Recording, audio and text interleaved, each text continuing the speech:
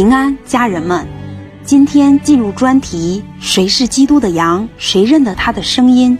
下面我们一同继续在这条古老而又非常美丽的被主宝血洁净圣化的成圣之路上前行。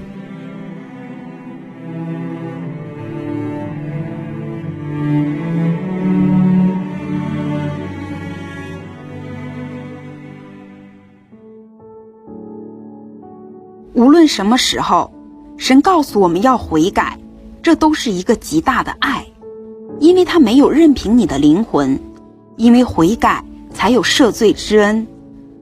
当你抬头看看现在这个动荡的世界，天灾人祸，没有一片安息的地方，主其实是在借由这些来激动我们的灵魂，让我们思考自己永恒的归宿，哪怕在审判当中仍然有神的怜悯慈爱。所以主很爱这一代人，他在引导这一代人为弥赛亚的再来而预备。帖撒罗尼迦前书4章16到18节，因为主必亲自从天降临，有呼叫的声音和天使长的声音，又有神的号吹响，那在基督里死了的人必先复活，以后我们这活着还存留的人必和他们一同被提到云里，在空中与主相遇，这样我们就要和主永远同在。所以你们当用这些话彼此劝慰。那一刻将是人类历史上何等重要的一天，那一刻是非常荣耀的时刻。那些渴望主再来的人，正在竭力预备的人，父神自己会亲自来查验。当那天来到的时候，主不会只差派一个天使长来，他将带着众天使天军亲自从天降临，他要来亲自带走属他的圣洁心腹教会。约翰福音10章14到15节，我是好牧人，我认识我的羊，我的羊也认识我，正如父认识我，我也认识父一样，并且我为羊舍命。换言之，他在说这是被提的前兆，也是关键所在，这也是我们要预备的原因。因为他在说，当他那天来到的时候，他认识他的羊，他的羊也认识他。所以在这个末后的世代，你要确保你是耶稣基督的羊，你要认识他，他也认识你。耶稣是大牧者，除了牧人之外，在教会中没有更好的名字来称呼耶稣了。那些蒙召在讲台服侍的人，他们被称为牧人，是因为他们跟随耶稣的道路，来牧养主的羊，看守他的羊群。你知道吗？当小羊出生的时候，牧羊人每天都抱着它，喂养它，悉心照顾它。这个小羊羔从出生开始就与牧人非常亲近，他甚至认识牧人的味道。即便牧人在夜间出现，这个小羊也会闻着牧人的气味跟随上来。牧人和羊之间的关系非常亲近，牧人只要在前面走，上千只羊就会自动跟上来。羊认识牧人的声音，他们不会跟从陌生的声音，即便这个声音在叫他的名字，羊也不会跟随。羊只听从牧人的声音，而牧人也爱惜羊，甚至愿意为羊舍命。就像大卫，当熊或狮子来抢羊的时候，他就去追赶他们，抓住野兽的胡子，杀死他们，把羊夺回来。所以主给了这个预言，从大卫的家中会有一个牧人出来，他将会来为羊舍命，拯救这些羊群。所以做牧羊人不是开玩笑的事情，这就是为什么我们的好牧人主耶稣拿着羔羊的婚宴的钥匙，因为只有他配拿这把钥匙。一个牧人在那里站着，呼叫羊儿回来，然后成群的羊，上千的羊奔向他，这是多么美丽的画面啊！这就犹如是帖撒罗尼迦前书4章16到18节描述的教会被提的画面。在那一刻，主在天空中发出他的声音，他的羊会奔向他，他会带他们进入到羔羊的婚宴，然后把这群羊安放到天堂的安稳之处。亲爱的家人们，那一天还没来到，而他快要来到，所以你需要常常问自己，我是基督的羊吗？我认识他的声音吗？如果他现在发出声音来，我可以认出那个声音吗？约翰福音10章7到8节，所以耶稣又对他们说，我实实在在地告诉你们，我就是羊的门，凡在我以先来的都是贼，是强盗，羊却不听他们。羊儿认识自己的牧人，认得牧人的声音。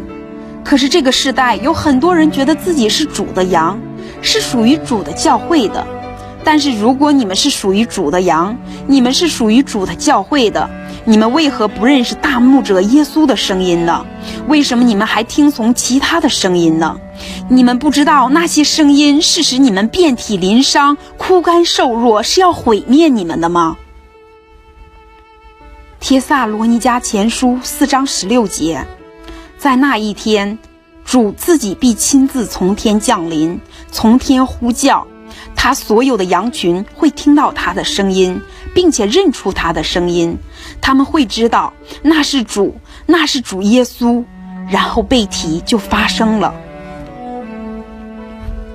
但是现在的教会呢，非常明显，他们看起来仍然认不出自己牧人的声音，所以主非常努力地要帮助他们，他在呼唤，我们的大牧羊人在对那些走在灭亡之路上迷失的羊不停地呼唤，回转，快回转，悔改归向我，我必医治你，恢复你。不要再花时间浪费在无意义的神学辩论上，你要赶快起来预备自己，不要走世人那又舒适又宽敞的罪恶之路，那是走向灭亡的道路。要回转，走窄路，进窄门，因为主要再来，恩典之门马上要关了。当恩典之门关上了，你再来敲门，纵使你再大声呼喊说，主啊，是我，请开门，但他说，我实在告诉你，我不认识你，你们这些作恶的人，离开我吧。约翰福音10章14节说，我是好牧人，我认识我的羊，我的羊也认识我，这是进入羔羊婚宴的标准。他在帮助我们知道，现今的教会，现今的世代当怎样预备进入天国。主在说，你需要成为我的羊，我是好牧人，我认识我的羊，我的羊也认识我。换言之，羊顺服主耶稣的声音。如果现在你不顺从主，不听从主的声音，那在那一天你怎么可能认得出你的牧羊人的声音呢？如果你现在听从主的声音，预备见主，在那一天你不必害怕，因为你会听到他的声音，你会进入荣耀的婚宴，进入那永恒的国度里。借着目前世界上的各样病毒、洪水、饥荒、蝗灾、地震等等灾害，主在对我们这世代说话，借着瘸腿的能起来行走，瞎眼的能看见，各样疾病得医治，主在对我们这世代的人发声，他在呼喊，时间要结束了，快快回转归向我，准备好进入天国。因此这是非常严肃的信息。如果你现在听不懂这个悔改、呐喊进入天国的声音，不愿意听这个悔改的声音，不愿意听这个让你肉体难受的声音，那么当那一天来到的时候，你肯定认不出主的声音，必然听不到牧人的呼唤。我们里面真的有一颗受教的心吗？考验人里面是否有真的谦卑的时刻到了。因为很多基督徒执拗于自己的神学理念，也有很多基督徒坚持相信自己的超自然经验或异梦异象。他们因为这些而否认了神在这个季节呐喊悔改的声音，甚至轻轻呼呼地否认了传讲这些信息的神的仆人。现在对每个人来说，有一件非常重要的事情需要做，就是常常省察自己，在灵魂深处拷问自己，我真的是基督的羊吗？我认得他的声音吗？当他呼唤的时候，我可以听到吗？主说他的羊穿着洁白的衣服，是圣洁公义的，他的羊顺服他。当他说悔改，预备主的路，他们就悔改；当他说行在公义圣洁之中，他们就顺服。当那一天来到，那些预备好了爬上天堂荣耀阶梯的，他们会是哪个教会？他们会是谁呢？他们是高举十字架、认识十字架宝血的能力的教会，他们是一群悔改行在圣洁公义中的人。创世纪2章16到17节，耶和华神吩咐他说，园中各样树上的果子你可以随意吃，只是分别善恶树上的果子你不可吃，因为你吃的日子必定死。这里主告诉我们要听从他，只要你听从，就不会有死亡。他知道什么是对你好的，同时他也警戒你，不顺服不听从就必定死。他爱你，他不会向你隐瞒罪的后果。创世纪3章4节，蛇对女人说，你们不一定死。但是撒旦对人撒谎说，你们不一定死。从伊甸园开始，人类就一直要面对这样一个问题，就是拒绝听从神的声音，拒绝顺服神的声音，反而去接受顺服仇敌的声音。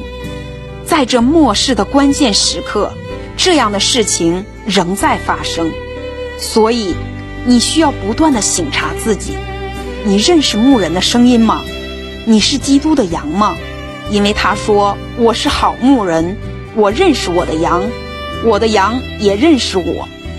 换言之，主的羊认识主的声音，当主呼喊的时候，他们都顺服他，跑向他。从这个园子开始，人就喜欢去听从另外一个声音，向另外一个牧人降服。他们发现去听从仇敌的声音更容易，这就是堕落的开始，因为罪的工价乃是死。你为什么还要假装呢？为什么对现今神在世上的作为视而不见，听而不闻呢？这么多的天灾人祸还不苏醒吗？不要听从仇敌的声音，不要按世界的标准、仇敌的旨意行事。以赛亚书64章6节，我们都像不洁净的人，所有的义都像污秽的衣服，我们都像叶子渐渐枯干，我们的罪孽好像风把我们吹去。如果没有耶稣，这世上最好的人和最坏的人都是一样的，都是罪恶和污秽的。换句话说，按世界标准树立的公义，按人意要求建立的善行，都像污秽的衣服。神的创造是完美的，然而罪使美好的事物成为了污秽的，这是极大的悲剧。神掩面不看我们了。撒母耳记上15章22节，撒母耳说，耶和华喜悦燔祭和平安祭，岂如喜悦人听从他的话呢？听命胜于献祭，顺从胜于公羊的脂油。这是神的试验，是关键的一步。如果你通过了这个考试，那你就进入了永恒。神盼望的是人甘心顺服，就像父母在家里告诉孩子，不要做这个，不要出去，因为有危险。当父母不在家的时候，没有看着孩子的时候，他们自愿地遵行了父母的命令，这是真的顺服。神说，听命胜于献祭。顺服他，爱他，用你的全心、你的全人、你的全意，用你所有的力量去顺服他，听从他，这比献许多的燔祭、平安祭更令神喜悦。这是非常惊人的，难道这不使你震惊吗？主说他喜悦顺服，听命胜于献祭。但是很多基督徒其实并没有把这个真理当一回事。父神喜悦我们顺从他，用全心、全人、全意，用生命的全部来爱他。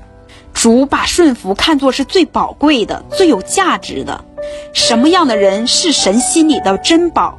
那就是顺服的人。我们看到，因为堕落，神在创造我们的时候，给我们的光明洁白的细麻衣变成了污秽的衣服。创世纪3章7节，他们二人的眼睛就明亮了，才知道自己是赤身露体的，便拿无花果树的叶子为自己编做裙子。这是人类的一个自我的拼命挣扎，他们试图用地上的方法去解决天上的问题。然而人是不能靠自己得救的。罗马书3章里说，没有一人，连一个也没有，因为世人都犯了罪，亏欠了神的荣耀，所以每个人都需要耶稣。因为人类背逆神，神把他们从伊甸园驱赶出去。神对人是非常仁慈的，你看到神的无奈，他不得不把他们赶出去，以免他们再回去吃生命树上的果子，那就永远活在堕落中，永远与神分离。因为罪使人与神分离，使人不能与神同行。神把他们赶出去，可以等着救主来帮助他们，恢复他们，使他们可以重新进入到神的国度。启示录19章13节，他穿着见了血的衣服，他的名称为神之道。但现在绝大多数的教会没有预备好迎接主的再来。不要侥幸地说自己就是那个绝大多数的例外。很多基督徒不圣洁，并且他们认为圣洁不重要，讲台也不传讲圣洁。有的基督徒觉得自己没有什么行为上看得见的罪，就觉得是圣洁了。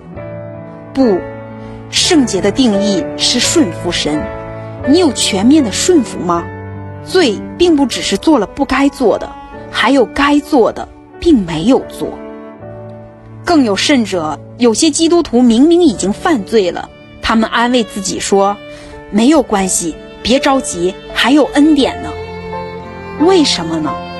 因为他们不明白弥赛亚的全部属性，他们只知道弥赛亚的一面，就是他以人子的形象样式在十字架上受苦，以温柔的仆人形象被侮辱、被拒绝、被诽谤、被宰杀。他们只认识那样的弥赛亚，他们不认识那揭开书卷的、将要来审判全地的、穿着见了血的衣服的主。他们只认识那个甜蜜的耶稣。